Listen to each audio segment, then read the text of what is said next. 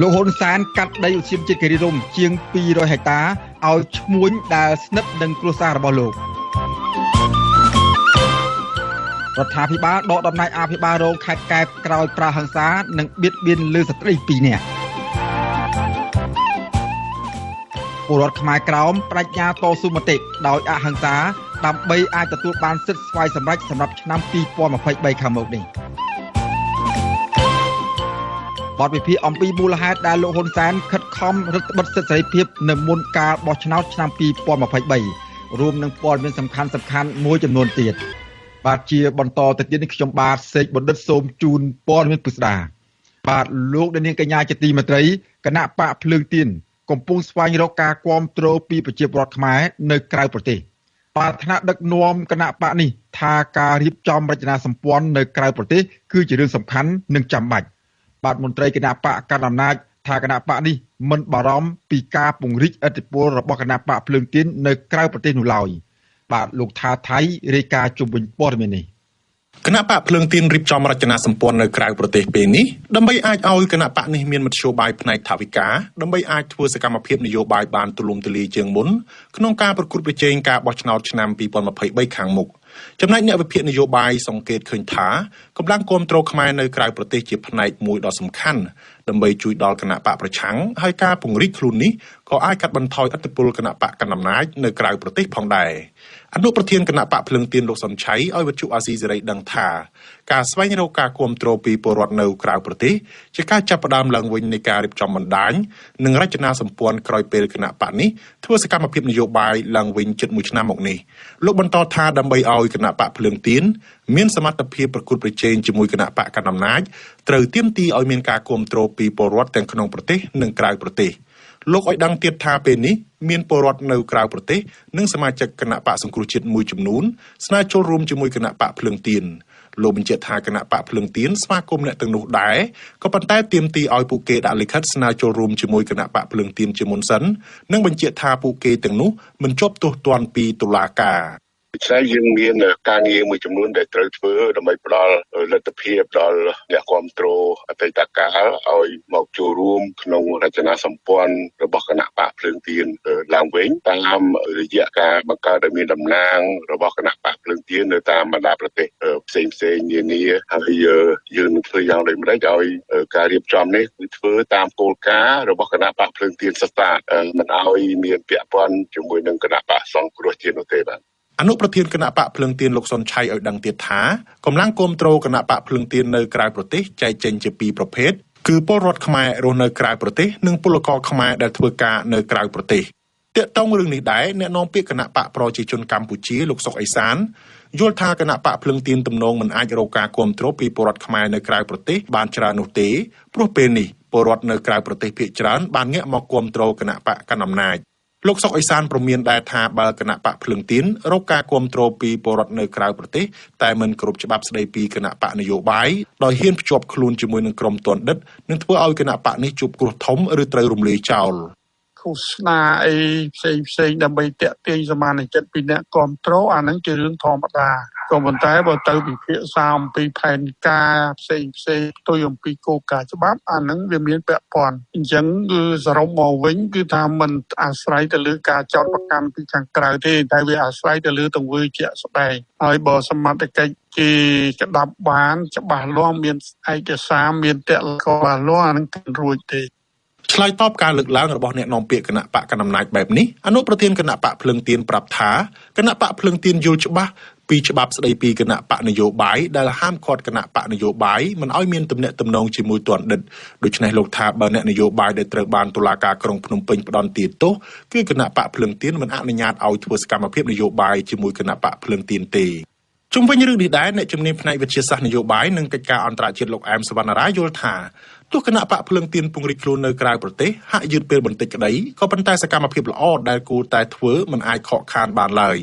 លោកសង្កេតឃើញទៀតថាអវត្តមានគណៈបកប្រឆាំងជិត5ឆ្នាំមកនេះគណៈបកកណ្ដាលអំណាចបានប្រមូលអ្នកគាំទ្រនៅក្រៅប្រទេសបានមួយចំនួនអ្នកជំនាញកិច្ចការអន្តរជាតិរូបនេះលើកឡើងទៀតថាសកម្មភាពរបស់គណៈបកភ្លើងទៀននៅក្រៅប្រទេសពេលនេះនឹងអាចរារាំងឬទប់ស្កាត់ពលរដ្ឋនៅក្រៅប្រទេសឲ្យបដូរពីការគាំទ្រគណៈបកកណ្ដាលអំណាចមកគាំទ្រគណៈបកភ្លើងទៀនវិញម្ដង គាត់អាចយកប្រៀបបាននៅក្នុងការគ្រប់គ្រងពីប្រវត្តិខ្មែរនៅក្រៅប្រទេសបានហើយគាត់អាចជំរុញឲ្យអ្នកទាំងអស់ហ្នឹង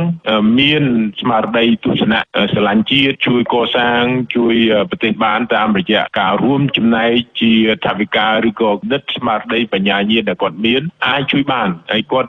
អ្នកដែលចូលរួមនៅក្នុងសង្គមលោកខាងក្រៅហ្នឹងអ្នកខ្លះមានចំណេះវិជ្ជាមានលទ្ធភាពជួយបានជាផ្នែកគំនិតជាចំណេះដឹងគោលដៅនៃការស្វែងរកអ្នកគាំទ្រគណៈបកភ្លើងទៀននៅក្រៅប្រទេសគឺពលរដ្ឋខ្មែររស់នៅនិងធ្វើការនៅប្រទេសថៃអូស្ត្រាលីជប៉ុននិងកូរ៉េខាងត្បូងសហភាពអឺរ៉ុបនិងសហរដ្ឋអាមេរិកជាដើមអ្នកខ្លំមើលនយោបាយសង្កេតឃើញថាការបោះឆ្នោតឆ្នាំ2023ខាងមុខគណៈបកភ្លើងទៀននឹងក្លាយជាគូប្រកួតប្រជែងដែលមានកម្លាំងប្រហាក់ប្រហែលជាមួយនឹងគណៈបកប្រជាជនកម្ពុជារបស់លោកនាយករដ្ឋមន្ត្រីហ៊ុនសែនខ្ញុំថាថៃពីទីក្រុងមែលប៊នបាទលោកនាងកញ្ញាជាទីមេត្រីលោកនាងកំពុងតាមដានស្ដាប់ការផ្សាយរបស់វិទ្យុអស៊ីសេរីពីរដ្ឋធានីវ៉ាស៊ីនតោនសហរដ្ឋអាមេរិកបាទមុនការបោះឆ្នោតជាតិនីតិកាលទី7ខិតជិតចូលមកដល់នេះពេលនេះលោកនាយករដ្ឋមន្ត្រីហ៊ុនសែនហាក់ខិតខំសពបែបយ៉ាងដើម្បីបង្ហាញឲ្យពលរដ្ឋមើលឃើញអំពីស្នាដៃរបស់លោកបាទការបង្ហាញស្នាដៃនេះពេលនេះមិនមែនជាស្នាដៃអភិវឌ្ឍប្រទេសនិងធ្វើឲ្យប្រជាពលរដ្ឋរស់នៅក្រោមដំបូលសន្តិភាពមានសេចក្តីសុខនិងជីវភាពសមរម្យនោះឡើយបាទផ្ទុយទៅវិញលោកហ៊ុនសែនហាក់ព្យាយាមបង្ហាញស្នាដៃជាសាធារណៈឲ្យសាធារណជនមើលឃើញថាលោកជាបរិសុទ្ធខ្លាំងខាងបង្ក្រាបបាទលោកបានរឹតបន្តឹងសពបែបយ៉ាងនៅក្នុងការដឹកនាំរបស់លោកមិនថាគណៈបកប្រឆាំងអ្នករិះគន់អ្នកសហជីពអ្នកសារព័ត៌មាននិងអង្គការសង្គមស៊ីវិលនោះឡើយបាទតើមូលហេតុអ្វីបានជាលោកហ៊ុនសែនខំបង្ហាញស្នាដៃរឹតបន្តឹងសិទ្ធិសេរីភាពនៅមុនការបោះឆ្នោតបែបនេះបាទសូមលោកនាងរងចាំស្ដាប់បទវិភាគអំពីរឿងនេះនាពេលបន្តិចទៀត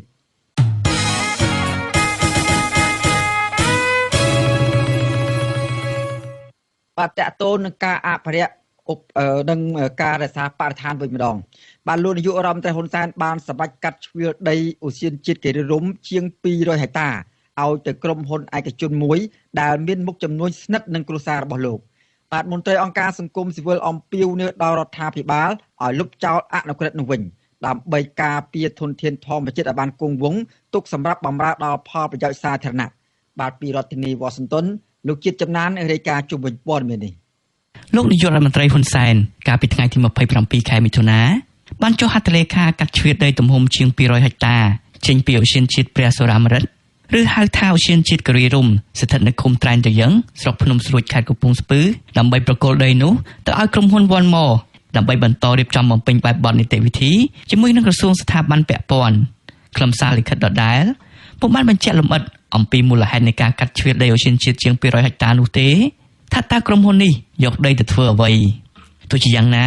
គេស្គាល់ថាអ្នកស្រីចឹងសុគន្ធធាវីដែលជាកូនស្រីបង្កើតរបស់អ្នកស្រីចឹងសុភីបហៅយាភូនិងជាដៃគូជំនួញជាមួយនឹងគ្រួសារត្រកូលហ៊ុនគឺជាអគ្គនាយិកានៃក្រុមហ៊ុន One More ក្រុមហ៊ុនបត់សម្ព័ន្ធមួយនេះមានក្រុមហ៊ុន NVC Corporation ដែលផលិតទឹកវីតាល់ក្រុមហ៊ុនផលិតមីជាតិភោជនីយដ្ឋាននិងសហគ្រាសឱសថកម្ពុជាដែលកូនស្រីបង្កើតលោកហ៊ុនសែនគឺអ្នកស្រីហ៊ុនម៉ាណាធ្លាប់ជានាយិកាក្រុមហ៊ុន NVC នោះវិទ្យុអស៊ីសេរីមិនអាចតាក់ទងប្រធានអង្គភិបអ្នកនាំពាក្យរដ្ឋាភិបាលលោកផៃស៊ីផាននិងអ្នកនាំពាក្យក្រសួងបរិស្ថានលោកណេតពេត្រាដើម្បីបញ្ជាក់ជុំវិញរឿងនេះបានទេនៅថ្ងៃទី31ខែធ្នូចំណែកអគ្គនាយិកាក្រុមហ៊ុន One More អ្នកស្រីចឹងសុគន្ធធាវីវិញក៏វិទ្យុអស៊ីសេរីមិនអាចតាក់ទងសុំការបំភ្លឺបានដែររីឯអភិបាលខេត្តកំពង់ស្ពឺលោកវីសំណាងបដិសេធមិនបកស្រាយចំពោះការសម្រេចរបស់រដ្ឋាភិបាលដែលកាត់ជ្រៀតដីតំបន់ឧទ្យានជាតិគិរីរម្យឲ្យក្រុមហ៊ុន One More ដោយសារតែអាជ្ញាធរខេត្តមិនទាន់បានទទួលឯកសារពីថ្នាក់លើនៅឡើយទោះបីជាយ៉ាងណាលោកមិនគាំទ្រទៅក្រុមហ៊ុនណាដែលមានចេតនាទុច្ចរិតជួបបំផ្លាញព្រៃឈើនិងសត្វព្រៃដែលបម្រើដល់វិស័យទេសចរបែបធម្មជាតិនោះទេការកាត់ជ្រឿលអីហ្នឹងក្រុមការងាររបស់យើងមានស្រាប់មានគណៈកម្មការរបស់យើងស្រាប់តែមានឯកសារហ្នឹងគឺយើងឲ្យគាត់ទៅមើលហើយប៉ុន្តែរបាយការណ៍ត្រឡប់ដែលថាវាមានផលប៉ះពាល់យ៉ាងម៉េចត្រូវដោះស្រាយម៉េចហ្នឹងវាអត់ទាន់មកដល់ខ្ញុំអញ្ចឹងណាសុំពេលបន្តិចណាចាំមើលសិននេះសប្តាហ៍ក្រោយសុំម្ដងទៀតមន្ត្រីសង្គមស៊ីវិលមើលឃើញថាប៉ុន្មានឆ្នាំចុងក្រោយនេះរដ្ឋាភិបាលហាក់ពេញចិត្តនឹងការពុះជ្រៀតតំបន់អភិរក្សឬតំបន់ឧទ្យានជាតិដែលទុកជាសម្បត្តិសាធារណៈរបស់រដ្ឋដោយអនុប្រយោគទៅជាសម្បត្តិឯកជនរបស់រដ្ឋជាបន្តបន្ទាប់ក្រុមហេតុផលការវិនិយោគនិងការអភិវឌ្ឍជាដើមប៉ុន្តែមន្ត្រីសង្គមស៊ីវិលមើលឃើញថាការកាត់ជ្រៀតដីទៅឲ្យឈ្មួញ ធ្វើឲ្យប៉ះពាល់ដល់តំបន់ការពារនិងខ្វះតម្លាភាពអនុប្រធានផ្នែកសិទ្ធិមនុស្សដីធ្លីទុនធានធម្មជាតិនិងជាអ្នកនាំពាក្យសមាគមការពារសិទ្ធិមនុស្សអាត់ហុកលោកសង្សានករណាមានប្រសាសន៍ថាតំបន់ឧទ្យានជាតិគិរីរម្យទាំងមូលគួរតែអភិរក្សឲ្យបានល្អដោយមិនត្រូវបើកឲ្យឈ្មោះអ្នកមានលុយមានអំណាចវិនិយោគបំផ្លាញធនធានធម្មជាតិនិងការអាស្រ័យផលរបស់ប្រជាពលរដ្ឋនៅក្នុងតំបន់នោះឡើយគណៈពលរដ្ឋក្រីក្រខ្វះខាតដីសម្រាប់បង្កបង្កើនផលចិញ្ចឹមជីវិតលោកស្នើរដ្ឋាភិបាលពិចារណាឡើងវិញហើយគួររកតំបន់ផ្សេងទៀតដែលមិនប៉ះពាល់ដល់បរិស្ថាននិងធនធានធម្មជាតិមកជំនួសវិញមែនទែនទៅកាតព្វកិច្ចរបស់រដ្ឋាភិបាលត្រូវថែរក្សាការពារទៅលើតំបន់ទាំងអស់ហ្នឹងគួរណាទៅយកនៅតំបន់ដែលជាឧស្សាហជាតិជាប្រយោជន៍រួមរបស់សង្គមជាតិសម្រាប់ក្មេងជំនាន់ក្រោយហ្នឹងយកទៅឲ្យទៅលើបុគ្គលឯកជនឬក៏ក្រុមហ៊ុននិងអ្នកមានអំណាចអ្វីនោះទេគួរតែធ្វើយ៉ាងណាបញ្ឈប់នៅសកម្មភាពទាំងអស់ហ្នឹងហើយរកវិធីរបៀបថែរក្សាការពារទៅវិញខ្ញុំគិតថាវាជារឿងល្អប្រសើរបាទស្រដៀងគ្នានេះដែរមន្ត្រីជាន់ខ្ពស់ផ្នែកតស៊ូមតិគម្រោងអ្នកការពារព្រៃឈើនិងសមាគមបណ្ដាញយុវជនកម្ពុជាលោកសាន់ម៉ាឡា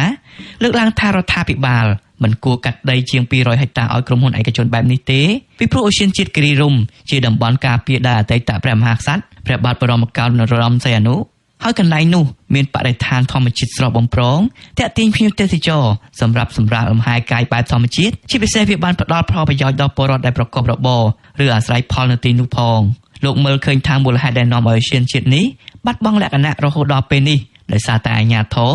មិនបានយកចិត្តទុកដាក់ការពារបានត្រឹមត្រូវ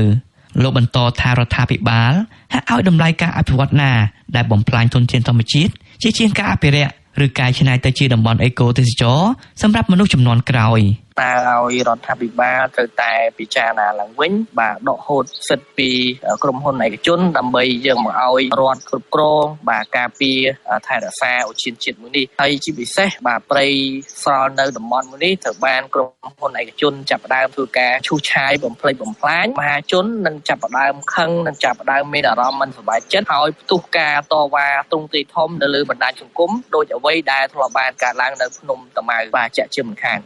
កាលពីឆ្នាំ1993ព្រះបាទសម្ដេចព្រះនរោត្តមសីហនុបានកំណត់តំបន់គិរីរម្យដែលមានផ្ទៃដីជាង 35,000 ហិកតាជាតំបន់ឧទ្យានជាតិដើម្បីរក្សាធនធានធម្មជាតិនិងបម្រើឲ្យវិស័យទេសចរដោយមិនឲ្យខូចខាតដល់បរិស្ថានឡើយភ្នំគិរីរម្យដែលស្ថិតនៅក្នុងឃុំចំបក់ស្រុកភ្នំស្រួចខេត្តកំពង់ស្ពឺនេះត្រូវបានសម្ពោធដាក់ជាឧទ្យានជាតិព្រះសរាមរិទ្ធកុសុមៈកាលពីខែមិថុនាឆ្នាំ1995ដើម្បីរក្សាទុកជាតំបន់អភិរក្ស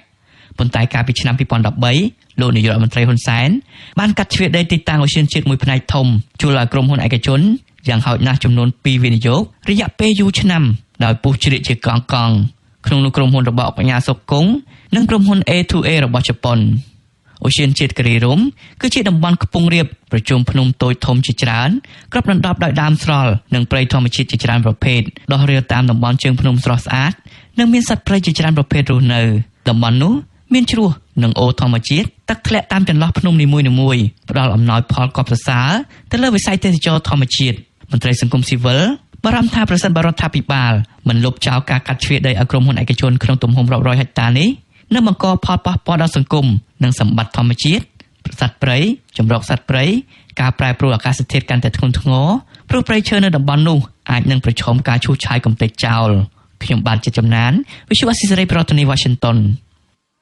បាទលោកនាងកញ្ញាជាទីមេត្រីឥឡូវតាក់ទងនឹងការស្នើសុំរបស់សមាគមគ្រូបង្រៀនកម្ពុជាឯករាជ្យដែលទាមទារឲ្យរដ្ឋាភិបាលដោះលែងអ្នកទោសជាគ្រូបង្រៀនអ្នកទោសមនសិការនិងអ្នកទោសដទៃទៀតសូមឲ្យមានសេរីភាពបង្វិលនៅក្នុងឆ្នាំ2023នេះមិនទាន់មានការឆ្លើយតបនៅឡើយទេបាទរដ្ឋាភិបាលមិនទាន់មានការឆ្លើយតបសំណើរបស់សមាគមគ្រូបង្រៀនកម្ពុជាឯករាជ្យដែលស្នើសុំឲ្យរដ្ឋាភិបាលដោះលែងអ្នកទោសមនសិការនៅឡើយទេបាទកាលពីថ្ងៃទី30ខែធ្នូសមាគមគ្រូបង្រៀនកម្ពុជាឯករាជ្យអតីតអ្នកទោសមនសិការក្រមស្ត្រីថ្ងៃសុខ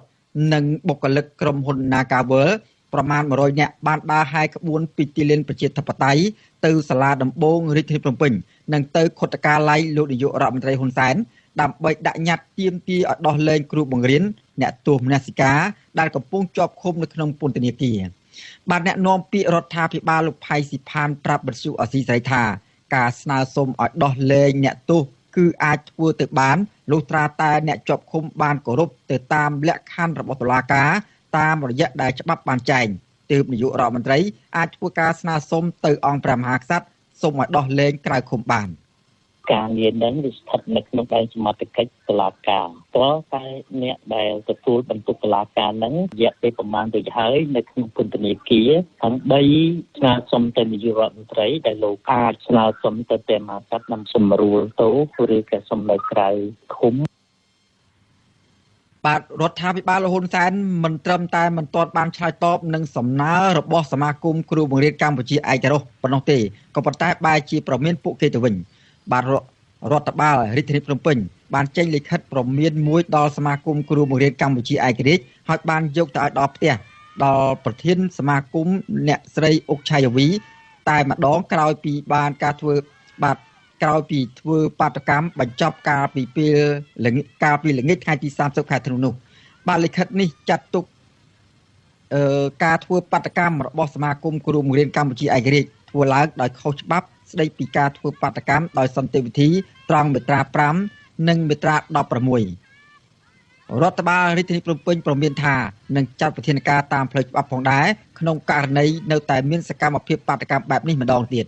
បាទរបាយការណ៍របស់អង្គការលីកាដូឲ្យដឹងថារដ្ឋាភិបាលលហ៊ុនសែនបានចាប់ខ្លួនសកម្មជនសិទ្ធិមនុស្សសកម្មជនដីធ្លីសកម្មជននយោបាយនិងអ្នកតស៊ូមតិចំនួន49នាក់ដាក់ពន្ធនាគារដោយសារតែអ្នកទាំងនោះប្រើប្រាស់សិទ្ធិសេរីភាពរបស់ខ្លួនក្នុងការរិះគន់បញ្ហាដែលកើតមានឡើងនៅក្នុងសង្គម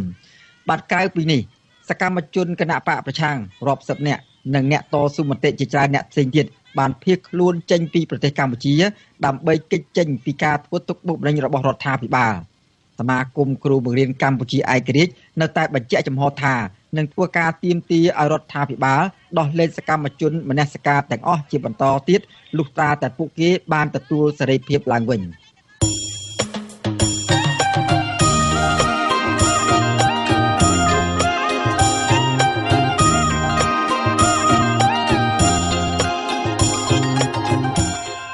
បាទលោកនាងកញ្ញាជាទីមេត្រីលោកនាងកំពុងតាមដានស្ដាប់ការផ្សាយរបស់វិទ្យុអស៊ីសេរីពីរដ្ឋធានីវ៉ាស៊ីនតោនសហរដ្ឋអាមេរិកបាទដំណើរគ្នានឹងស្ដាប់ការផ្សាយរបស់វិទ្យុអស៊ីសេរីតាមបណ្ដាញសង្គម Facebook និង YouTube នោះលោកនាងក៏អាចស្ដាប់កម្មវិធីផ្សាយរបស់វិទ្យុអស៊ីសេរីតាមរយៈរលកធាតុអាកាសខ្លីឬ Shortwave តាមកម្រិតនិងកម្ពស់ដូចតទៅនេះ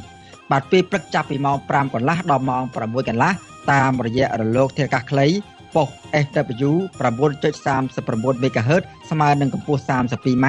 និងប៉ុស SW 11.85 MHz ស្មើនឹងកម្ពស់ 25m បាទនៅពេលយប់ចាប់ពីម៉ោង 7 កន្លះដល់ម៉ោង 8 កន្លះតាមប៉ុស SW 9.39 MHz ស្មើនឹងកម្ពស់ 32m ប៉ុស SW 11.88 MHz ស្មើនឹងកម្ពស់ 25m និងប៉ុស SW 15.15 MHz ស្មើនឹងកម្ពស់ 20m បាទសូមអរគុណបាទលោកនាងកញ្ញាជាទីមេត្រីពាក់ព័ន្ធនឹងការតស៊ូមតិរបស់ខ្មែរកម្ពុជាក្រោមឯនោះវិញបាទខ្មែរកម្ពុជាក្រោមទាំងអ្នករស់នៅលើទឹកដីកំណើតនិងប្រទេសមួយចំនួនទៀតបានតស៊ូមតិដោយអហិង្សាដើម្បីទាមទារឲ្យមានសិទ្ធិស្វ័យសម្រេចនិងសិទ្ធិចាំបាច់មួយចំនួនទៀតកាលពីឆ្នាំ2022បាទសម្រាប់ឆ្នាំ2023ខាងមុខពួកគេបានបដិញ្ញាចិត្តនឹងបន្តការតស៊ូមតិឲ្យខ្លាំងក្លាដើម្បីទទួលបានសិទ្ធិជាជនជាតិដើមទៅថ្ងៃអនាគតបាទលោកនាងនឹងបានស្ដាប់សេចក្តីរាយការណ៍ពិស្ដារអំពីរឿងនេះនាពេលបន្តិចទៀត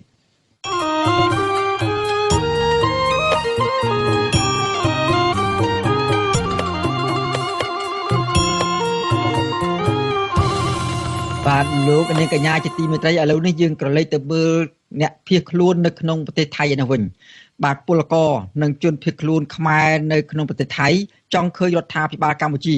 បើកលំហសិទ្ធិសេរីភាពនៅក្នុងការបញ្ចេញមតិដល់ពលរដ្ឋដោយគ្មានការចាប់ចងសម្រាប់ឆ្នាំ2023ខាងមុខបាទមន្ត្រីអង្គការសង្គមស៊ីវិលមើលឃើញថាកម្ពុជានៅតែមិនទាន់បើកលំហសិទ្ធិសេរីភាពដល់ប្រជាពលរដ្ឋសម្ដែងមតិបានទូលំទូលាយនោះទេបាទពីរដ្ឋធានី Washington លោកយ៉ងច័ន្ទរារាយការណ៍ជុំវិញព័ត៌មាននេះពលករនិងជនភៀសខ្លួនខ្មែរដែលកំពុងធ្វើការនិងរស់នៅក្នុងប្រទេសថៃចង់ឲ្យរដ្ឋាភិបាលរបស់លោកហ៊ុនសែនបញ្ឈប់ការធ្វើទុកបុកម្នេញទៅលើសកម្មជននយោបាយនិងសកម្មជនសិទ្ធិមនុស្សនៅក្នុងឆ្នាំថ្មីឆ្នាំសកល2023នេះព ពលករមួយរូបមកពីខេត្តបន្ទាយមានជ័យលោកមុចមុលប្រាប់វិទ្យុអាស៊ីសេរីនៅថ្ងៃទី31ខែធ្នូថាលោកមិនពេញចិត្តទៅនឹងការដឹកនាំរបស់រដ្ឋាភិបាលសប្តាហ៍ថ្ងៃនេះទេដោយសារតែមានការចាប់ចងសកម្មជនដែលឈឺឆ្អាលនឹងរឿងសង្គមជាតិលោកបន្តថាប្រមុខរដ្ឋាភិបាលលោកហ៊ុនសែនមិនទាន់បំពេញតួនាទីជាមេដឹកនាំល្អនោះទេហើយក៏មិនបានផ្ដល់សេចក្តីសុខដល់ប្រជាពលរដ្ឋរបស់ខ្លួននោះដែរសប្តាហ៍ថ្ងៃនេះមកយើងសង្កេតមើលឃើញថារដ្ឋាភិបាលមិនទាន់មានការដឹកនាំទៅដោយវិទ្យាសាស្ត្រជាសព្វតែពិតប្រាកដទេបាទគឺជាការក្លែងក្លាយបន្លំពលករឬក៏ប្រជាពលរដ្ឋទៅបាទគឺយើងមិនមានសិទ្ធិមិនមានយោបល់អីបញ្ចេញមតិបាទនឹងគឺបើយើងបញ្ចេញយោបល់មតិគឺពួកគេបិទសិទ្ធិសេរីភាពយើងគេចាប់ពួកយើងពីគម្រាមកំហែងតាមភូមិឃុំហ្នឹងស្រដៀងគ្នានេះដែរមន្ត្រីគណៈបកសង្គ្រោះជាតិខេត្តព្រះសីហនុដែលកំពុងភៀសខ្លួននៅប្រទេសថៃគឺលោកមេងសុធារាថ្លែងថារដ្ឋាភិបាលរបស់លោកហ៊ុនសែននៅតែព្យាយាមធ្វើទុកបុកម្នេញទៅលើក្រុមអ្នកនយោបាយប្រឆាំងលោកចង់ឲ្យរដ្ឋាភិបាលសម្រួលភាពតានតឹងនយោបាយនៅក្នុងប្រទេសឲ្យបានធូរស្រាលឡើងវិញហើយបើកឱកាសឲ្យគណៈបកសង្គ្រោះជាតិមានជីវិតនយោបាយឡើងវិញដំណើរការនេះប្រជាធិបតេយ្យនៅកម្ពុជាមានតែលើមាត់មេដឹកនាំតែប៉ុណ្ណោះអញ្ចឹងប្រជាពលរដ្ឋដល់ថ្ងៃគឺគាត់រងគ្រោះគ្រប់ទីកន្លែងទាំងអស់តាំងពីការទាមទារជាអង្គការគុំស៊ីវិលសារព័ត៌មានឯករាជ្យជាដើមទៅជាប្រជាពលរដ្ឋតកតងនឹងដីធ្លីជាដើមអញ្ចឹងគាត់យល់លេសក្នុងការបង្ក្រាបហ្នឹងដោយផ្អែកហេតុផលទៅជាការរៀបចំស្ដាប់សន្តិសុខសង្គមអីជាដើមអញ្ចឹងតាមពិតទៅគាត់មិនបានបើកចិត្តឲ្យទូលាយក្នុងការដំណើរការនៅក្នុងប្រជាធិបតេយ្យនៅកម្ពុជានៅឡើយទេបាទកន្លងទៅអាជ្ញាធររដ្ឋាភិបាលបានតាមធ្វើទុកបុកម្នេញទៅលើសកម្មជនគណៈបកសង្គ្រោះជាតិនិងពលករដែលគាំទ្រគណៈបកប្រឆាំងរហូតដល់ក្នុងប្រទេសថៃនិងបានចាប់បញ្ជូនពួកគេមួយចំនួនមកដាក់ពន្ធនាគារនៅកម្ពុជាទៀតផងដូចជាករណីលោកវឿងសំណាងលោកវឿនវាសនានិងលោកម៉ាច់ហៀងជាដើមជុំវិញរឿងនេះអ្នកនាំពាក្យគណៈបកប្រជាជនកម្ពុជាលោកសុកអេសានឆ្លើយតបថាកម្ពុជាកំពុងមានសុខសន្តិភាពពេញលេញលោកថាអាជ្ញាធររដ្ឋាភិបាលមិនបានធ្វើទុកបុកម្នេញទៅលើសកម្មជននយោបាយឬក៏អ្នកបញ្ចេញមតិដោយការលើកឡើងនោះទេយើងមានសន្តិភាពពេញលេញហើយពីព្រោះវាអត់មានសង្គ្រាមអត់មានការរត់លូនអត់មានការរត់ចោលស្រុកអីផ្ដេសផ្ដាសអីទៀតទេហើយអត់មានហុយឆែងនៅកន្លែងណាមួយទូទាំងប្រទេសទេវាមានតែការអភិវឌ្ឍកសាងប្រទេសមានតែការរីកចម្រើនមានតែការសប្បាយរីករាយផ្ទុយពីការបកស្រាយរបស់មន្ត្រីជាន់ខ្ពស់គណៈបកកណ្ដាលអំណាចនេះសហគមន៍ជាតិនិងអន្តរជាតិបានរកឃើញថារដ្ឋាភិបាលលោកហ៊ុនសែនបានរំលោភសិទ្ធិមនុស្សធ្ងន់ធ្ងរនិងជាប្រព័ន្ធហើយកម្ពុជាក៏ពុំមានសន្តិភាពពេញលេញនោះដែរពីព្រោះតែអំពើជិះជាន់និងអយុត្តិធម៌សង្គមតែកតងរឿងនេះនាយកទទួលបន្ទុកកិច្ចការទូតនៃអង្គការសិទ្ធិមនុស្សលីកាដូលោកអំសំអាតមានប្រសាសន៍ថាប្រជាពលរដ្ឋកម្ពុជាមានសិទ្ធិធ្វើនយោបាយនិងអាចបញ្ចេញមតិកែលម្អរដ្ឋាភិបាលស្របទៅតាមរដ្ឋធម្មនុញ្ញដោយគ្មានការភ័យខ្លាចក៏ប៉ុន្តែលោកមើលឃើញថាការអនុវត្តជាក់ស្ដែងហាក់ផ្ទុយពីនេះពីព្រោះរដ្ឋាភិបាលនៅតែបន្តរដ្ឋបិទទៅលើសកម្មជនសង្គមនិងអ្នកនយោបាយដែលមានទស្សនៈផ្ទុយពីខ្លួនសហគមន៍អន្តរជាតិក៏នៅតែទទូចឲ្យកម្ពុជាយើងបើកលំហនៅសេរីភាពជាមូលដ្ឋានរបស់ពលរដ្ឋលំហសេរីភាពសមាគមអង្គការសង្គមស៊ីវិលនិងសហជីពលំហសេរីភាពសារព័ត៌មានជាពិសេសគឺលំហសេរីភាពនយោបាយនៅក្នុងឱកាសឆ្នាំថ្មីឆ្នាំសកល2023នេះក្រមមន្ត្រីសិទ្ធិមនុស្សនិងប្រជាពលរដ្ឋមួយចំនួនអំពាវនាវយ៉ាងទទូចដល់រដ្ឋាភិបាលលោកហ៊ុនសែនឲ្យបញ្ឈប់រាល់អំពើគៀបសង្កត់និងបញ្ឈប់នៅការរំលោភសិទ្ធិមនុស្សហើយងាកមកស្ដារលទ្ធិប្រជាធិបតេយ្យឡើងវិញដើម្បីឧត្តមប្រយោជន៍ជាតិខ្ញុំយ៉ងច័ន្ទដារាវិទ្យុអាស៊ីសេរីរាយការណ៍ពីរដ្ឋធានី Washington បាទលោកនាងកញ្ញាជាទីមេត្រីលោកនាយករដ្ឋមន្ត្រីហ៊ុនសែនបានដកតំណែងលោកភូលីជាអភិបាលរងខេត្តកែបនិងបញ្ចប់តួនាទីជាមន្ត្រីរាជការក្រោយពីរូបលោករងការចាប់ប្រកាន់ថាបានបៀតបៀនលើស្ត្រីជាប្រពន្ធអ្នកដទៃនិងរហូតឈានដល់ប្រើអំពើហិង្សាលើស្ត្រីម្នាក់ទៀតបាទលោកនាងនឹងបានស្ដាប់សេចក្តីរាយការណ៍ពីស្ដារអំពីរឿងនេះនាពេលបន្តិចទៀត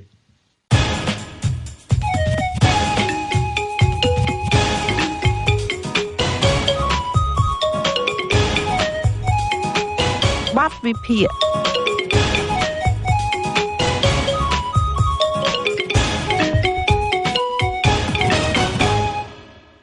បាទលោកនាងកញ្ញាជាទីមេត្រីនៅមុនបោះឆ្នោតជាតិនីតិកាលទី7ខិតជិតចូលមកដល់នេះពេលនេះ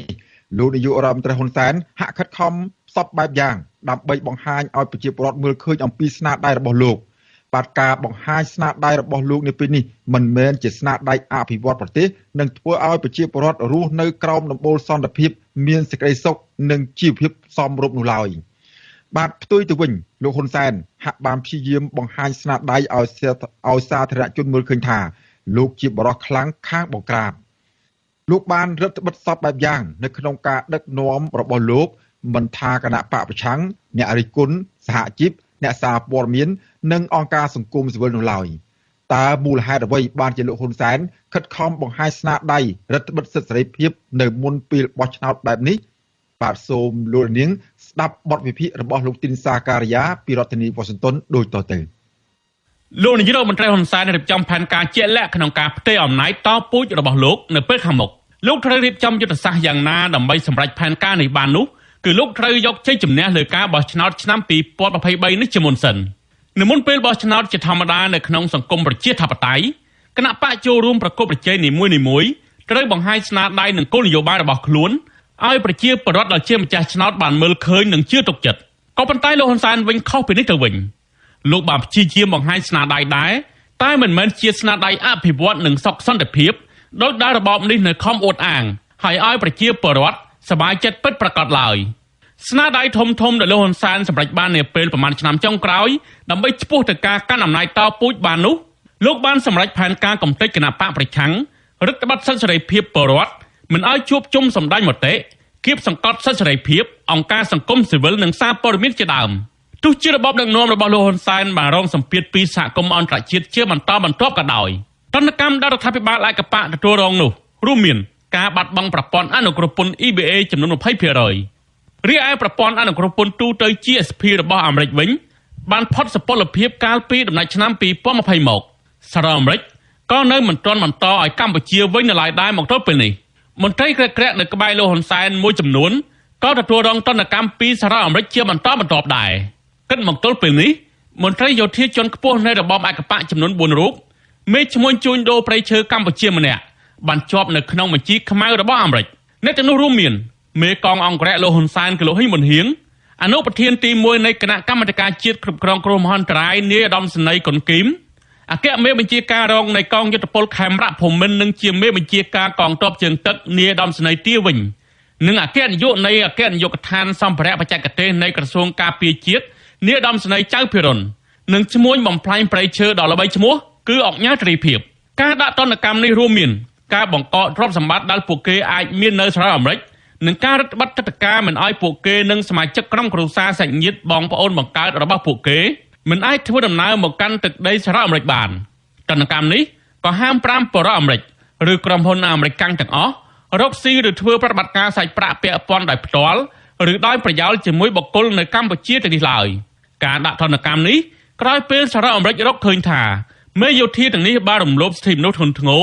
ក្នុងរយៈពេលជាច្រើនឆ្នាំចុងក្រោយនេះរួមទាំងអំពើហិង្សានៅឆ្នាំ2013នៅក្បែរស្ពាននាគវត្តភ្នំអំពើហិង្សាវាយដំតំណាងរាស្ត្រគណៈបកប្រឆាំងពីររូបនៅមុខរដ្ឋសភានៅឆ្នាំ2015ហើយលោកហ៊ីងវ៉ុនហៀងមេអង្គរៈលោកហ៊ុនសែនក៏ជាប់ពាក់ព័ន្ធនឹងអំពើហិង្សាក្នុងការបង្ក្រាបលើក្រុមអ្នកតវ៉ានិងសកម្មជនគណៈបកប្រឆាំងដូចជាការបោកគ្រាប់បែកលើអ្នកតវ៉ាអហិង្សាកាលពីឆ្នាំ1997ដែលធ្វើឲ្យមនុស្សស្លាប់និងរបួសជាច្រើនអ្នករួមទាំងរបួសជនជាតិអាមេរិកមួយរូបផងនៅទន្ទឹមនឹងប្រទេសលោកសេរីដាក់ទណ្ឌកម្មរដ្ឋាភិបាលលោកហ៊ុនសែននិងមន្ត្រីនៃរបបឯកបកនេះក៏មិនមែនមានន័យថាលោកហ៊ុនសែននិងរដ្ឋបាលដឹកនាំរបស់លោកបាត់បង់ឱកាសទទួលបានប្រព័ន្ធអនុគ្រោះពន្ធទាំងនោះមកវិញដែរប្រទេសលោកសេរីរួមមានសហរដ្ឋអាមេរិកនិងសហភាពអឺរ៉ុបនៅតែបើកចំហសម្រាប់លោកហ៊ុនសែនដែលអាចទទួលមកវិញបាននៅអ្វីដែលបាត់បង់ទាំងនោះសហភាពអឺរ៉ុបនិងអាមេរិកជាដើមនៅតែអំពាវនាវឲ្យលោកហ៊ុនសែនបើកលំហប្រជាធិបតេយ្យសិទ្ធិមនុស្សអង្គការសង្គមស៊ីវិលនិងអ្នកសារព័ត៌មានឡើងវិញប្រសិនបើកម្ពុជាស្ដារលទ្ធិប្រជាធិបតេយ្យឡើងវិញនោះកម្ពុជានឹងទទួលបានមកវិញនៅចំពោះអ្វីដែលបានបាត់បង់ក៏ប៉ុន្តែលោកហ៊ុនសែនហាក់មិនអើពើចំពោះការអំពាវនាវនេះឡើយលោកយកលេសថានឹងមិនយកអធិបតេយ្យជាតិទៅដោះដូរជាមួយប្រព័ន្ធអនុគ្រោះពន្ធឬជំនួយពីបរទេសនោះទេការអះអាងរបស់លោកហ៊ុនសែននេះហាក់ផ្ទុយពីការពិតជាក់ស្ដែងឯកសារនៃការចុះបញ្ជីតំណាងឲ្យភ្នាក់ងារបរទេសដែលត្រូវបានលាតត្រដាងឲ្យដឹងតាមរយៈក្រសួងយុទ្ធភ័ពអាមេរិកកាលពីថ្ងៃទី21មករាឲ្យដឹងថាលោកហ៊ុនសែនបានចុះកិច្ចព្រមព្រៀងជួលក្រុមហ៊ុនអាមេរិកឲ្យជួយធ្វើ lobby ឬបញ្ចុះបញ្ចូលមានរយៈពេលពេញ1ឆ្នាំក្នុងឆ្នាំ2022តែម្ដងកិច្ចព្រមព្រៀងនេះបញ្ជាក់ថារដ្ឋាភិបាលកម្ពុជានឹងត្រូវបង់ថ្លៃចំនួន$60,000ក្នុងមួយខែគិតចាប់ពីថ្ងៃទី1មករាឆ្នាំ2022រហូតដល់ថ្ងៃទី1ខែមករាឆ្នាំ2023ស្មើនឹងទឹកប្រាក់សរុប$720,000ជាថ្នូវនឹងការផ្តល់សេវាកម្មប្រឹក្សាដើម្បីកសាងការយល់ដឹងអំពីគ្នាកាន់តែប្រសើរឡើងនិងកសាងទំនាក់ទំនងថ្មីដែលនឹងជួយឲ្យកម្ពុជាជឿនលឿនទៅមុខនៃទំនាក់ទំនងទ្វេភាគីរវាងកម្ពុជានិងសហរដ្ឋអាមេរិកការចុះកិច្ចព្រមព្រៀងជួលក្រុមហ៊ុនអាមេរិកកាំងថ្មីពេញមួយឆ្នាំនេះធ្វើឡើងស្របពេលដែលកម្ពុជាក្លាយជាប្រធានបដូវវេនអាស៊ាននិងក្រោយពីសហរដ្ឋអាមេរិកបានសម្រេចដាក់ទណ្ឌកម្មមិនលក់ដូរឬរដ្ឋបិទអាវុធផលិតដោយសហរដ្ឋអាមេរិកឲ្យកម្ពុជាការជួលក្រុមហ៊ុនអាមេរិកកាំងទាំងនេះមិនមែនជារឿងរ៉ាវថ្មីថ្មោងសម្រាប់រដ្ឋាភិបាលកម្ពុជានោះដែរកាលពីឆ្នាំ2018ក្រោយពីបានរៀបចំព្រឹត្តិការណ៍បោះឆ្នោតដែលរងនៅការរិះគន់ថាជាការបោះឆ្នោតคล้ายៗរួចមកលោកនាយរដ្ឋមន្ត្រីហ៊ុនសែនក៏ចំណាយលុយមិនតិចជាង$1.2 លានក្នុងមួយឆ្នាំជួលក្រុមហ៊ុនអាមេរិកឲ្យជួយបញ្ចុះបញ្ចូលរដ្ឋាភិបាលនិងសភាអាមេរិកកុំឲ្យធ្វើច្បាប់ដាក់ទណ្ឌកម្មលើរដ្ឋាភិបាលរបស់លោកដែរក្រុមហ៊ុនអាមេរិកកាំងដែលលោកហ៊ុនសែនជួលកាលពីពេលនោះរួមមានក្រុមហ៊ុន Parim Bridges និងក្រុមហ៊ុន Brownstein Hyatt Farbers Ridge ជាដើមទោះបីជាលោកហ៊ុនសែនប្រើប្រាស់ថវិកាជាតិ$1 លានក្នុងមួយឆ្នាំសម្រាប់ជួលក្រុមហ៊ុនបញ្ចុះបញ្ចូលសហរដ្ឋអាមេរិកបែបនេះក្តីក៏ប៉ុន្តែលោកមិនទាន់ទទួលបានជោគជ័យនៅឡើយមកទល់ពេលនេះផ្ទុយទៅវិញសហរដ្ឋអាមេរិកនិងសហភាពអឺរ៉ុបវិញនៅតែប្រកាន់ចំហដដែលថាប្រសិនបើលោកហ៊ុនសែនងាកមកស្ដារលទ្ធិប្រជាធិបតេយ្យនិងសិទ្ធិមនុស្សនោះមិនចាំបាច់លោកចំណាយលុយ$1 លានបែបនេះទេរបបឯកបកនឹងទទួលបានមកវិញលើសពីអ្វីដែលបាត់បង់ទៅទៀតឧទាហរណ៍ជាក់ស្ដែងសហភាពអឺរ៉ុបបានប្រកាសបណ្ដាក់ទុន$10,000 លានអាមេរិកសម្រាប់វិនិយោគនៅតំបន់អាស៊ីអាគ្នេយ៍ឬអាស៊ានក៏ប៉ុន្តែដោយសារតែលោកហ៊ុនសែនមិនកែប្រែអ្វីទាល់តែសោះនេះសហភាពអឺរ៉ុបបានប្រាប់ត្រង់ៗទៅមន្ត្រីការទូតកម្ពុជាកលោកប្រាក់សុខុនវិញថាអឺរ៉ុបមិនអាចផ្ដល់ប្រព័ន្ធអនុគ្រោះពន្ធជូនកម្ពុជាវិញទេដរាបណាមិនស្ដារសិទ្ធិមនុស្សនិងប្រជាធិបតេយ្យដោយឡែកសហភាពអឺរ៉ុបនៅតែបន្តធ្វើពាណិជ្ជកម្មជាមួយប្រទេសមួយចំនួនទៀតនៅអាស៊ានគឺប្រទេសវៀតណាមសិង្ហបុរីថៃឥណ្ឌូនេស៊ីហ្វីលីពីននិងម៉ាឡេស៊ីលើកលែងតែកម្ពុជាតើហេតុអ្វីបានជាលោកហ៊ុនសែននៅតែបន្តបញ្ចេញស្នាដៃគំរាមកំហែងបង្ក្រាបហើយមិនព្រមស្ដារលទ្ធិប្រជាធិបតេយ្យនិងសិទ្ធិមនុស្សបែបនេះឆ្លើយតបនឹងសំណួរនេះទំនងជាលោកអ្នកនាងមិនពិបាកឆ្ងល់ទេលោកហ៊ុនសែនហាក់បីដូចជាខ្លាចស្រមោលខ្លួនឯងនៅក្រៅពេលលោកបានដឹកនាំប្រទេសជិត40ឆ្នាំមកនេះពោពេញដោយអំពើហិង្សាកើតឡើងលោកបានបន្សល់នៅស្នាដៃហិង្សាគំរាមកំហែងនិងធ្វើទុកបុកម្នេញគណបកប្រឆាំងនឹងអ្នករិះគន់ឥតឈប់ឈរលើសពីនេះទៀតលោកប្រើយុទ្ធសាស្ត្រនឹងបញ្ចេញស្នាដៃគំរាមកំហែងនេះកាន់តែខ្លាំងថែមទៀតនៅស្របពេលការបោះឆ្នោតកាន់តែខិតជិតមកដល់លោកប្រើយុទ្ធសាស្ត្រគំរាមកំហែងនឹងបង្ក្រាបនេះជាអតិភិបដើម្បីបំបាក់ស្មារតីពលរដ្ឋអ្នករិះគន់និងអ្នកប្រឆាំងឲ្យខ្លោចខ្លាចទិសដៅចម្បងដែលលោកហ៊ុនសែនចង់បំបាក់ស្មារតីឲ្យពលរដ្ឋខ្លោចខ្លាចបាក់ស្បាតនោះដើម្បីទប់ស្កាត់ចលនាងើបបះបោរណាមួយកើតឡើងនៅពេលខាងមុខមិនបាច់ងាកទៅមើលប្រទេសមួយចំនួនដែលពលរដ្ឋមានចលនាបះបោរងើបប្រឆាំងនឹងមេដឹកនាំផ្ដាច់ការនោះទេព្រឹត្តិការណ៍គណបកប្រឆាំងកាលពីឆ្នាំ2013ដែលគណបកសង្គ្រោះជាតិដឹកនាំធ្វើបាតកម្មប្រឆាំងនឹងលទ្ធផលបោះឆ្នោតជាឧទាហរណ៍ស្រាប់បញ្ហានេះតាមមើលទៅទំនងជាលោកហ៊ុនសែនប្រហែលជាមិនអោយប្រវត្តិសាស្ត្រច្រំដាល់នេះកើតឡើងម្ដងទៀតឡើយគិតចាប់តាំងពីឆ្នាំ2017មកលោកហ៊ុនសែនហាក់មានផែនការជាក់លាក់ដើម្បីទប់ស្កាត់និងបង្ក្រាបសម្លេងប្រឆាំងអ្នករិះគន់ដោយឥតរើសមុខទោះបីជាកុមារមានស្មារតីមិនគ្រប់មានជំងឺអូទីសឹមដូចជាកុមារកាក់សវណ្ណឆៃក៏ដោយក៏តុលាការតេឡេរបស់លោកចាប់ដាក់ពន្ធនាគារដែរនេះឱកាសឆ្នាំ2022ជិតផុតទៅឆ្នាំ2023បានចូលមកដល់ជាឆ្នាំបោះឆ្នោតនោះលោកហ៊ុនសែនប្រកាសជាថ្មីទៀតថាអ្នកណាហើយហ៊ានថាការបោះឆ្នោតនៅឆ្នាំ2023នេះបន្លំឬមិនត្រឹមត្រូវនោះលោកថែមទាំងប្រកាសថានឹងប្តឹងរឹបអូសទ្រព្យសម្បត្តិថែមទៀតផងបោះពីព្រឹកម៉ោង7ព្រឹកនាំគ្នាចូលបោះម៉ោង3ល្ងាចបិទរួចហើយរត់ត្រឡប់ថ្នោតជាមួយគ្នាហើយបើថាឯងចោលលួចត្រឡប់ថ្នោតអញ្ចឹងបើចោលរហូតអស់អាណានិយាយចោលគឺថាប្តឹងអាហ្នឹងអត់មានទុកទេពីថ្ងៃនេះទៅលេងអាហ្នឹងហ្មងការគម្រាមប្តឹងរបស់លោកហ៊ុនសែននេះនៅស្របពេលតុលាការបានប្រកាសរឹបអូសទ្រព្យសម្បត្តិលោកសុនឆៃអនុប្រធានគណៈបកភ្លើងទៀនទៅតាមបណ្ដឹងរបស់លោកហ៊ុនសែនប្រកាសប្តឹងអ្នកណាដែលហ៊ានរិះគន់ការបោះឆ្នោតនេះក្រោយពីលោកបានរឹបអូសផ្ទះរបស់លោកសំរងស៊ីបានជោគជ័យលោកបានយកផ្ទះរបស់លោកសំរងស៊ីដែលជាស្នាក់ការគណៈបកសង្គ្រោះជាតិផងនោះយកទៅលក់បានលុយជិត$2 លានអាមេរិក យកមកចែកគ្នារួចទៅហើយនេះទំនងជាកាដូឆ្នាំថ្មីដែលលោកហ៊ុនសែនទទួលបានក្រៅពីនេះទៀតលោកនាយករដ្ឋមន្ត្រីហ៊ុនសែនមិនត្រឹមតែប្រើប្រាស់តុលាការជាឧបករណ៍ផ្ដាច់មុខរបស់លោកប៉ុណ្ណោះទេលោកហាក់បីដូចជាយកប្រជាពលរដ្ឋខ្លួនឯងធ្វើជាសត្រូវថែមទៀតផងលោកហ៊ុនសែនមិនញញើតនឹងសម្លាប់មនុស្សឡើយដូចជាលោកធ្លាប់ថ្លែងចោទប្រកាន់ជាសាធារណៈថាប្រសិនបើលោកដឹងថាក្រុមអ្នកប្រឆាំងមានបំណងចង់ផ្ដួលរំលំរបបរបស់លោកកាលពីឆ្នាំ2017នោះលោកសោកស្ដាយដែលមិនបានសម្លាប់អ្នកទាំងនោះជាដើមបើខ្ញុំដឹងរឿងហ្នឹងតាំងពីនោះប្រហែលជាដើមចុងឆ្នាំ2013និងដើមឆ្នាំ2014គឺពួកនេះងាប់អស់គេកំណត់យកថ្ងៃទី29ខែធ្នូ2013ជាថ្ងៃប្រតិបត្តិរំលំយើងបើខ្ញុំឃើញពីពេលនោះណាអ្នកទាំងនេះងាប់តាំងពីនោះពេលនេះជាពេលបនខ្មោចពួកនោះទៀតរបាយការណ៍របស់អង្គការសិទ្ធិមនុស្សអន្តរជាតិ Human Rights Watch ចេញផ្សាយកន្លងមកលើកឡើងចំណុចជាច្រើនពាក់ព័ន្ធដល់ការប្រើប្រាស់អំណាចរបស់លោកហ៊ុនសែនដើម្បីរក្សាតំណែងចាប់តាំងពីលោកបានកាន់តំណែងជានាយករដ្ឋមន្ត្រីកាលពីឆ្នាំ1985មកលោកហ៊ុនសែនត្រូវដាក់បញ្ចូលក្នុងចំណោមអ្នកដឹកនាំដែលស្ថិតនៅក្នុងតំណែងតាមរយៈការប្រើប្រាស់អំពើហិង្សាក្នុងចេតនានយោបាយគ្រប់គ្រងកងកម្លាំងប្រដាប់អាវុធកេយបន្លំការបោះឆ្នោតប្រព្រឹត្តអំពើពុករលួយធ្ងន់ធ្ងរនិងមានការគាំទ្រពីបរទេសគឺរដ្ឋាភិបាលទីក្រុងហាណូយដែលជ្រើសរើសលោកឲ្យកាន់តំណែងនិងអាចបន្តតំណែងទៅមុខទៀតបានលោកហ៊ុនសែនក៏ជាប់ពាក់ព័ន្ធនឹងការរំលោភសិទ្ធិមនុស្សធ្ងន់ធ្ងររួមមានអំពើកាប់សម្លាប់ក្រៅច្បាប់ការធ្វើទរណកម្មការចាប់ឃុំខ្លួនត្រួតត្រារារាំងសេរីភាពសមាគមការជួបប្រជុំនិងការបង្កើតបណ្ដាញស៊ើបការរាយការណ៍នៅពាសពេញប្រទេសក្នុងគោលបំណងបំផិតបំភ័យបំភាន់សាធារណមតិយុទ្ធសាស្ត្រចម្បងជាងគេរបស់លោកហ៊ុនសែនគឺការគំរាមកំហែងនិងប្រើប្រាស់កងកម្លាំងប្រដាប់អាវុធលោកហ៊ុនសែនហាក់បីដូចជាជោគជ័យលើការបង្ក្រាបនិងបំបាក់ស្មារតីប្រជាពលរដ្ឋនៅក្នុងស្រុកហើយនោះលោកក៏ចាប់ផ្ដើមប្រើយុទ្ធសាស្ត្រគំរាមកំហែងដល់ប្រជាពលរដ្ឋដើមកំណើតខ្មែរកំពុងតែរស់នៅក្រៅប្រទេសថែមទៀតផងកាលពីថ្ងៃទី12ធ្នូលោកប្រកាសគម្រាមតាមរកក្រុមគ្រួសារប្រជាពលរដ្ឋខ្មែរដែលធ្វើបាតកម្មប្រឆាំងនឹងលោកនៅក្រៅប្រទេសថែមទៀតផងហើយអាចលនាស្អីគេនោះចោះតំធ្វើជាតិឃើញមួយវាយមួយឃើញពីរវាយពីរចាំមើលបានប្រមាណហើយថតឲ្យបានមុខគេមើលសរុបស្រួលយកទៅបិទនៅពោចតប់តែចង់ដឹងមុខនេះ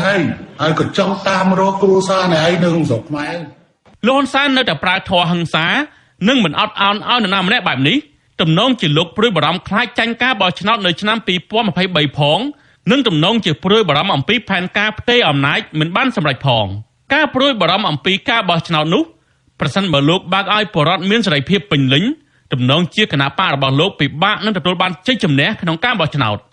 ម្យ៉ាងទៀតលោកត្រូវតែបញ្ចេញស្នាដៃបង្ក្រាបនិងគំរាមកំហែងបំបាក់ស្មារតីប្រជាពលរដ្ឋនៅមុនពេលបោះឆ្នោតបែបនេះដើម្បីបង្ការកុំឲ្យប្រជាពលរដ្ឋឬគណៈបកប្រឆាំងងើបតវ៉ាប្រឆាំងនឹងលទ្ធផលបោះឆ្នោតដោយកាលពីឆ្នាំ2013ទៀតក៏ថាបានការរៀបចំការបោះឆ្នោតនៅពេលខាងមុខនេះទំនងជាមិនខុសពីលើកមុនឡើយការបោះឆ្នោតនេះអាចជាការបោះឆ្នោតបង្ក្រប់កិច្ចឬហៅម្យ៉ាងទៀតថាជាការបោះឆ្នោតថ្លៃដោយសារតែគណៈកម្មាធិការជាតិរៀបចំការបោះឆ្នោតកោជបមិនអាចក្រៀកលំហប្រជាធិបតេយ្យត្រូវបានរឹតបន្តឹងហើយប្រជាពលរដ្ឋមិនមានសិទ្ធិពេញលេញជាដើមជាងនេះទៅទៀតចំពោះផែនការផ្ទេរអំណាចវិញក៏លោកហ៊ុនសែនហាក់នៅបារម្ភខ្លាំងដែរទោះជាលោកអះអាងថាគណៈបកប្រជាជនកម្ពុជារបស់លោកបានគាំទ្រកូនប្រុសច្បងគឺហ៊ុនម៉ាណែតទាំងស្រុងទៅហើយក្តីក៏ប៉ុន្តែធាតុពិតនៅពីក្រោយការអបអរសាទររបស់លោកហ៊ុនសែននេះទំនងជាកំពុងតែពុះកញ្ជ្រោលផ្ទៃក្នុងវិញក៏ថាបានបញ្ហានេះមន្ត្រីដែលតស៊ូយកមកហើយនោះមិនទទួលបានការលើកទឹកចិត្តនិងទូនាទីខ្ពង់ខ្ពស់ដោយកូនរបស់លោកដែលឡើងបន្សាក់លឿនដោយភ្លេចបន្ទោនោះឡើយម្យ៉ាងទៀតមន្ត្រីមួយចំនួនដូចជាលោកសខេងនិងស្រីម៉ាន់សំអនជាដើមពួកគេទាំងនេះជាអ្នកតស៊ូនៅចំនួនលោកហ៊ុនសែនដែរនោះទំនងជាពិបាកធ្វើការនៅក្រោមការបង្គាប់បញ្ជារបស់លោកហ៊ុនម៉ាណែតជាសរុបសេចក្តីទៅ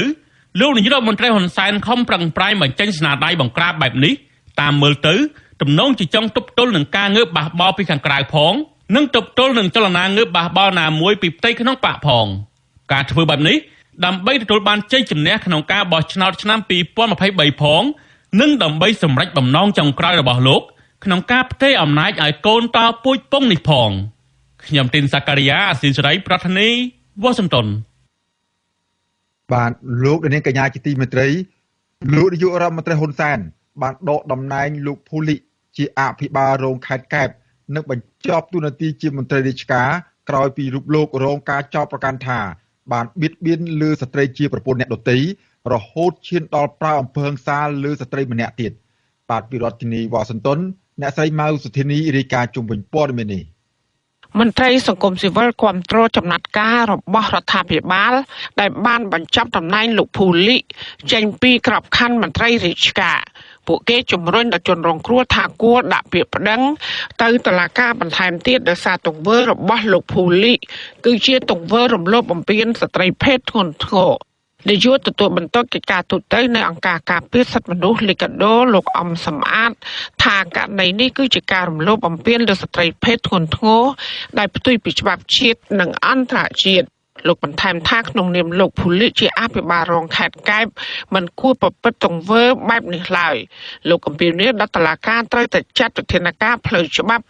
លើជនដែលដើរដើម្បីជាការព្រមានដល់មន្ត្រីផ្សេងទៀតកុំឲ្យយកគំរូតាម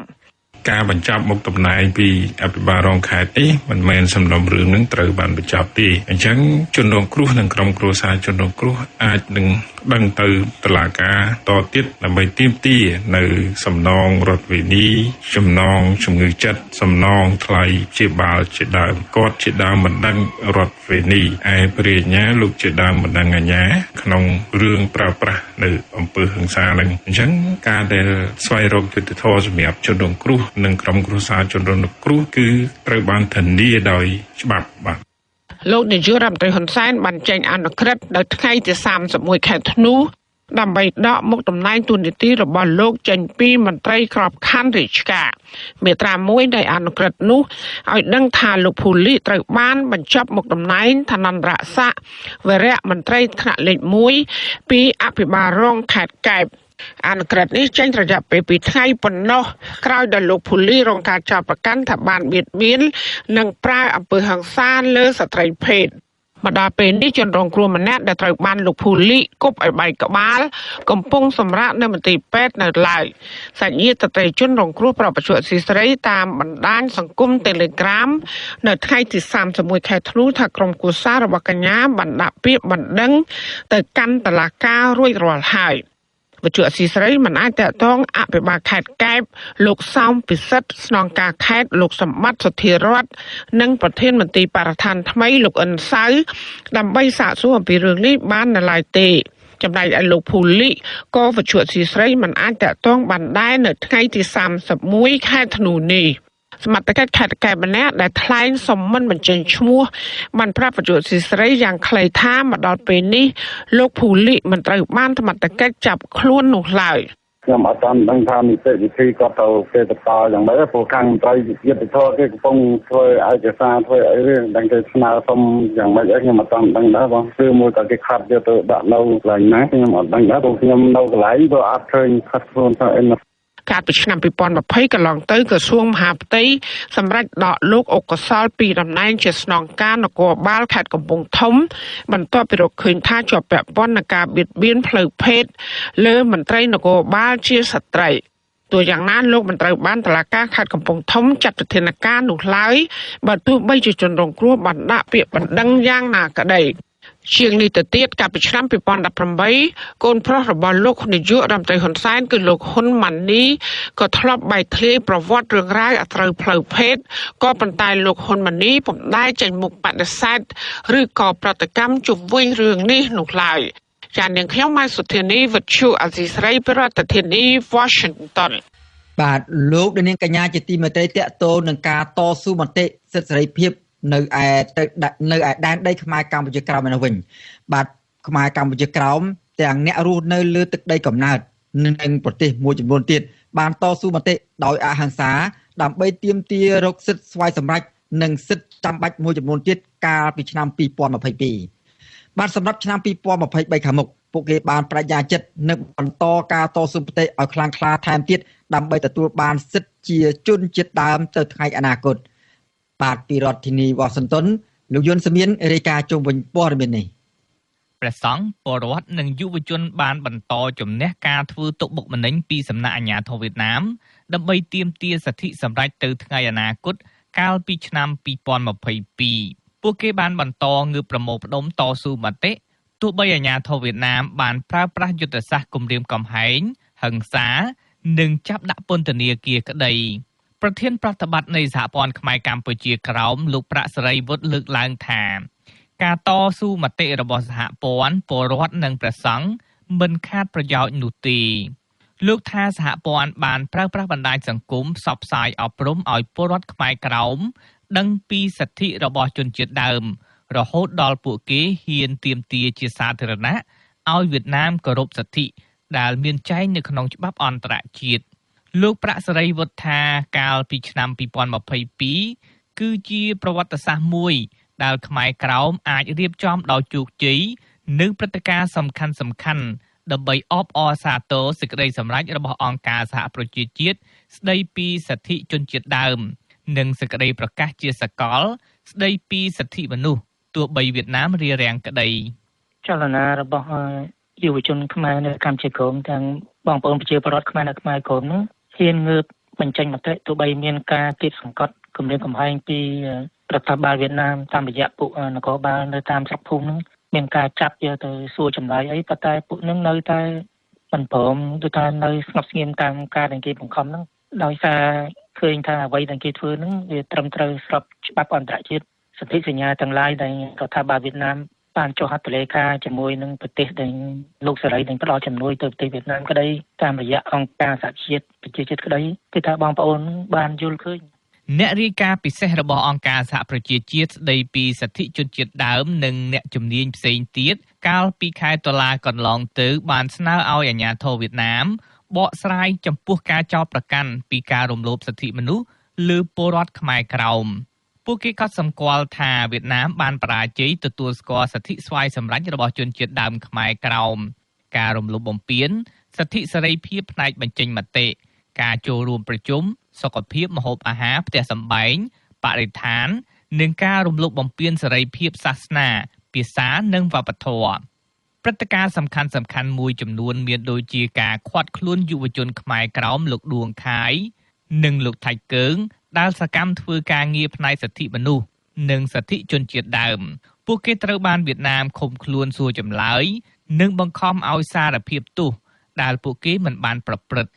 ករណីពិសេសមួយទៀតគឺករណីលោកថៃរិនដែលត្រូវអាជ្ញាធរវៀតណាមចាប់ដាក់ពន្ធនាគាររយៈពេល6ខែ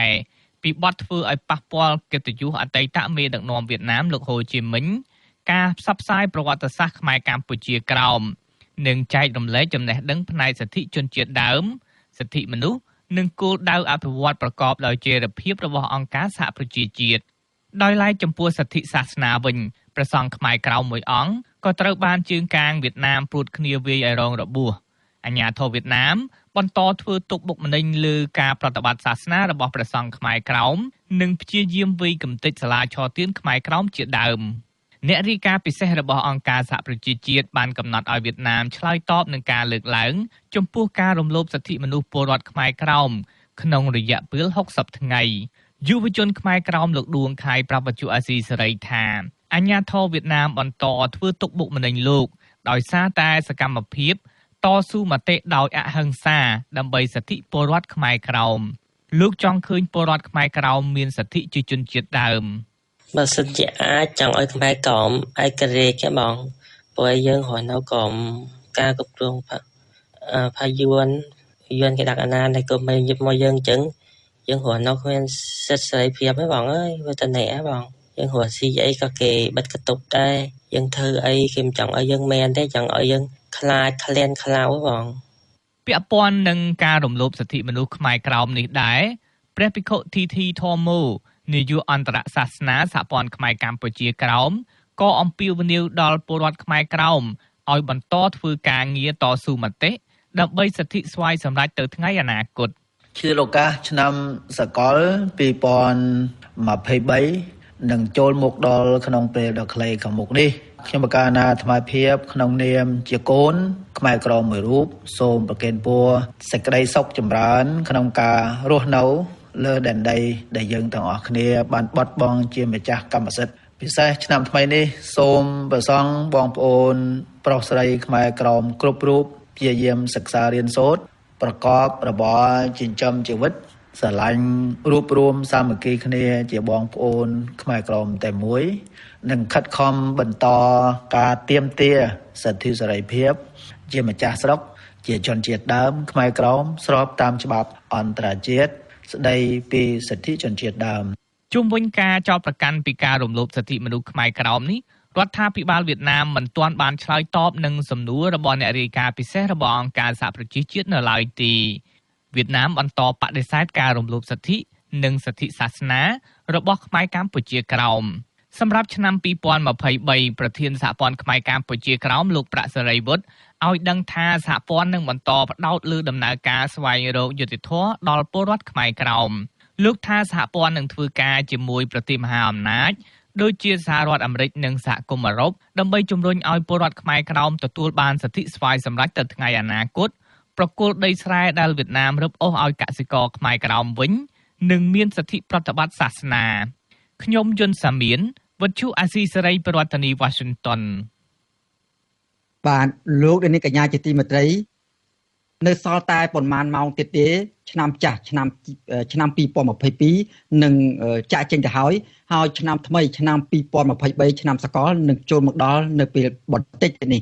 បាទហើយនៅក្នុងឱកាសនេះដែរប្រជាពលរដ្ឋរស់នៅក្រៅប្រទេសបើទោះបីជាឃ្លាតឆ្ងាយពីប្រទេសកំណើតរបស់ខ្លួនក៏ដោយក៏ពួកគេនៅតែគិតគូរដល់ប្រទេសជាតិនិងចង់បានការអភិវឌ្ឍជាតិពិតប្រាកដដើម្បីលើកកម្ពស់ជីវភាពរស់នៅរបស់ប្រជាពលរដ្ឋខ្មែរទូទៅបាទពួកគេក៏អំពាវនាវដល់រដ្ឋាភិបាលលោកនាយករដ្ឋមន្ត្រីហ៊ុនសែនឲ្យងាកមកគោរពសិទ្ធិមនុស្សនិងលទ្ធិប្រជាធិបតេយ្យឡើងវិញដើម្បីឲ្យគណៈបកនយោបាយដទៃទៀតអាចចូលរួមប្រគល់ប្រជែងនៅក្នុងការបោះឆ្នោតជាតិនៅខែកក្កដាខាងមុខប្រកបដោយសេរីត្រឹមត្រូវនិងយុត្តិធម៌បាទពីរដ្ឋធានីវ៉ាស៊ីនតោនអ្នកស្រីម៉ៅសុធីនីមានសេចក្តីរាយការណ៍ពិស្ដារជុំវិញសាររបស់ប្រជាពលរដ្ឋខ្មែរនៅក្រៅប្រទេសក្នុងឆ្នាំ2023នេះជូនលោកនាងដូចតទៅប្រជាប្រដ្ឋខ្មែរទាំងនៅសហភាពអឺរ៉ុបនិងនៅសហរដ្ឋអាមេរិកដែលបានផ្ដល់សម្ភារដល់វិទ្យុអស៊ីសេរីយល់ឃើញស្រដៀងគ្នាថាឆ្នាំ2023នេះគឺជាឆ្នាំពិសេសដើម្បីជ្រើសរើសមេដឹកនាំថ្មីដែលនាំមកនូវសុខសន្តិភាពវឌ្ឍនភាពនិងវិបុលភាពជូនដល់ប្រទេសជាតិនិងប្រជាប្រដ្ឋពិតប្រាកដសម្រាប់ការបោះឆ្នោតសកលជ្រើសរើសតំណាងរាស្ត្រនៅខែកក្កដាឆ្នាំ2023ខាងមុខកញ្ញាលឹមកណ្ណការដែលធំដឹងក្តីនៅប្រទេសបារាំងបានប្រាប់វិទ្យុស៊ីសេរីតាមទូរស័ព្ទថាកញ្ញាទទូចដល់ប្រដ្ឋខ្មែរទាំងអស់ជាពិសេសគឺយុវជនត្រូវនាំគ្នាទៅបោះឆ្នោតឲ្យបានគ្រប់គ្នាដើម្បីជ្រើសរើសមេដឹកនាំនៃគណៈបកនយោបាយណាដែលគិតគូរពីផលប្រយោជន៍ជាតិនិងប្រជាពលរដ្ឋជាធំកញ្ញាបន្តថានេះគឺជាឱកាសដ៏វិសេសវិសាលមួយដែលសហគមន៍អន្តរជាតិរួមមានសហភាពអឺរ៉ុបផងកំពុងយកចិត្តទុកដាក់យ៉ាងខ្លាំងពីស្ថានភាពនយោបាយនៅប្រទេសកម្ពុជាខ្ញុំកនិកាលីនប្រធានចលនាយុវជននៅក្នុងប្រទេសបារាំងទីក្រុងប៉ារីសខ្ញុំសូមជូនពរឲ្យអ្នកទាំងអស់គ្នារីករាយថ្ងៃចូលឆ្នាំសកលនិងភាពរុងរឿងនិងឲ្យមានសុខភាពល្អនិងអ្វីដែលយើងចង់បានសម្រាប់ប្រទេសយើងនិងសន្តិភាពនិងសេចក្តីភាពដូច្នេះឆ្នាំក្រោយការបោះឆ្នោតរបស់យើងដូច្នេះអ្នកគេបោះឆ្នោតបានសូមបោះឆ្នោតដល់គណៈបកធំធៅដែលគេការពារផលប្រយោជន៍សម្រាប់ប្រជាជនយើងចាខ្ញុំមានសង្ឃឹមថា EU បានជួយយើងដើម្បីបើកផ្លូវសម្រាប់លទ្ធិប្រជាធិបតេយ្យដូច្នេះបងប្អូនទាំងអស់គ្នាកុំភ្លេចប្រទេសយើងនិងកុំភ្លេចអនាគតល្អសម្រាប់ប្រទេសជាតិចា៎ចំណែកលោកឆេងកំថៃនៅប្រទេសស្វីសឯណោះវិញលោកក៏បួងសួងសូមឲ្យឆ្នាំ2023នេះនាំមកនូវសុខសន្តិភាពនិងការស្រស់ស្រួលគ្នាដើម្បីដោះស្រាយបញ្ហានានានៅក្នុងសកលលោករួមមានទាំងសង្គ្រាមនៅប្រទេសអ៊ុយក្រែននិងការរួបរวมគ្នាគ្រប់គណៈបកនយោបាយទាំងអស់លោកចង់ឲ្យប្រទេសកម្ពុជាមានលទ្ធិប្រជាធិបតេយ្យនិងការគោរពសិទ្ធិមនុស្សព្រមទាំងដោះលែងអ្នកទោសនយោបាយទាំងអស់ដើម្បីសុខសន្តិភាពនិងសេចក្តីសុខសម្រាប់ប្រជាពលរដ្ឋនៅទូទាំងប្រទេសខ្ញុំសូមឲ្យប្រទេសកម្ពុជានឹងមានប្រជាធិបតេយ្យត្រឹមត្រូវហើយការបោះឆ្នោតគឺដោយយុត្តិធម៌ដោយមានគណៈបកដទៃទៅចូលរួមហើយនឹងសូមឲ្យប្រទេសខ្មែរទាំងមូលនឹងសុខដុមរមនាមកមានការបែកបាក់ខ្វែងគំនិតគ្នាតទៅទៀតអញ្ចឹងខ្ញុំសូមបួងសួងក្នុងពិធីបុណ្យចូលឆ្នាំថ្មីនេះឆ្លងឆ្នាំសកលសូមឲ្យពិភពលោកទាំងមូលមិនមែនតែប្រទេសខ្មែរទេទាំងពិភពលោកទាំងមូលនឹងឲ្យបានស្រស់ស្រួលគ្នា រោដំណោះស្រាយដើម្បីរកសន្តិភាពពិតៗបើមិនចឹងទេពិភពលោកយើងនឹងអន្តរាយថ្ងៃណាមួយជាមិនខាននៅទន្ទឹមនេះដែរលោកកឹមសារាវុធដែលរស់នៅក្នុងប្រទេសអាល្លឺម៉ង់ប្រាប់វិទ្យុស៊ីស្រីថាដោយសារតែប្រដ្ឋខ្មែររស់នៅក្រៅប្រទេសមានស្ថានភាពរស់នៅបានល្អប្រសើរហើយនោះលោកក៏ចង់ឲ្យប្រដ្ឋខ្មែរនៅក្នុងប្រទេសរួបរวมសាមគ្គីគ្នាដើម្បីការអភិវឌ្ឍប្រទេសជាតិនិងផលប្រយោជន៍សម្រាប់ប្រជាពលរដ្ឋបាទខ្ញុំអត់មានអីខ្ញុំគាត់ចង់ជូនពរបងប្អូនខ្មែរយើងទាំងអស់នៅក្នុងប្រទេសនៅទាំងនៅក្រៅប្រទេសឲ្យមានការរួបរวมសាមគ្គីគ្នាជៀសវាងធ្វើម៉េចកុំឲ្យខ្មែរមានការគំនុំគុំគួនគ្នាព្រោះឆ្នាំថ្មីឆ្នាំ2023ខាងមុខយើងចង់មានសន្តិភាពនិងសេរីភាពគ្រប់គ្រាន់សម្រាប់ពលរដ្ឋខ្មែរយើងទាំងនៅក្រៅប្រទេសទាំងក្នុងប្រទេសបាទមិនខុសគ្នាពីប្រដ្ឋខ្មែរនៅសហគមន៍អឺរ៉ុបទេប្រដ្ឋខ្មែររស់នៅក្នុងរដ្ឋ Virginia និងជាប្រធានអង្គការខ្មែរអាមេរិកាំងដើម្បីសិទ្ធិមនុស្សនិងលទ្ធិប្រជាធិបតេយ្យលោកជាប់កំតឹងប្រាប់វិទ្យុស៊ីស្រីឲ្យដឹងដែរថាសេចក្តីប៉ងប្រាថ្នារបស់លោកនៅឆ្នាំ2023នេះគឺចង់ឲ្យប្រដ្ឋខ្មែរនៅក្នុងប្រទេសទទួលបានសុភមង្គលនិងការរីកចម្រើនជាពិសេសគឺមានសិទ្ធិសេរីភាពនិងលទ្ធិប្រជាធិបតេយ្យខ្ញុំបាទសូមបួងសួងឲ្យប្រជាជនយើងនៅស្រុកខ្មែរមានសេចក្តីសុខសេចក្តីសប្បាយដើម្បីឲ្យមានសេចក្តីសុខសេចក្តីសប្បាយខ្ញុំជឿជាក់ថានេះបើយើងមានលទ្ធិប្រជាធិបតេយ្យត្រឹមត្រូវហើយការគោរពសិទ្ធិមនុស្សត្រឹមត្រូវអានឹងយើងអាចមានសេរីសុខស្តីនៅក្នុងប្រទេសហើយនឹងធ្វើឲ្យប្រទេសយើងជឿនលឿនដែលយើងបានធ្លាប់ឃើញហើយនេះនៅខាងបច្ចិមប្រទេសគេច្រើនតែមានលទ្ធិប្រជាធិបតេយ្យហើយការគោរពសិទ្ធិមនុស្សត្រឹមត្រូវហើយធ្វើឲ្យប្រទេសគេជឿនលឿនប្រជាជនគេមានសេចក្តីសុខសេចក្តីសប្បាយហើយនឹងធ្វើឲ្យប្រទេសជឿនលឿនចំណែកបច្ច័យអធិការវត្តខេមរៈរាំងសីនៅទីក្រុងសាន់ហូសេរដ្ឋកាលីហ្វ័រញ៉ាព្រះភិក្ខុសើងយ៉ាងរតនាដែលព្រះអង្គតែងតែគិតគូរអំពីស្ថានភាពដ៏លំបាករបស់ប្រជាពលរដ្ឋខ្មែរក្រោមនៅឯទឹកដីកំណើតរបស់ខ្លួននោះព្រះអង្គមានត្រាធិការថាអ្វីដែលព្រះអង្គប៉ងប្រាថ្នានោះគឺសូមឲ្យខ្មែរក្រោមដែលជាម្ចាស់ស្រុកមានសិទ្ធិសេរីភាពខាងសាសនានិងបង្រៀនកូនចៅជំនាន់ក្រោយឲ្យចេះភាសាខ្មែរនិងបន្តថែរក្សាអត្តសញ្ញាណជាតិខ្មែរក្រោមក្នុងឱកាសពិធីចូលឆ្នាំសកលឆ្នាំ2023នេះខ្ញុំបកករណាអាត្មាភាពសូមប្រគេនពរចំពោះបរតខ្មែរនិងខ្មែរកម្ពុជាក្រមជាពិសេស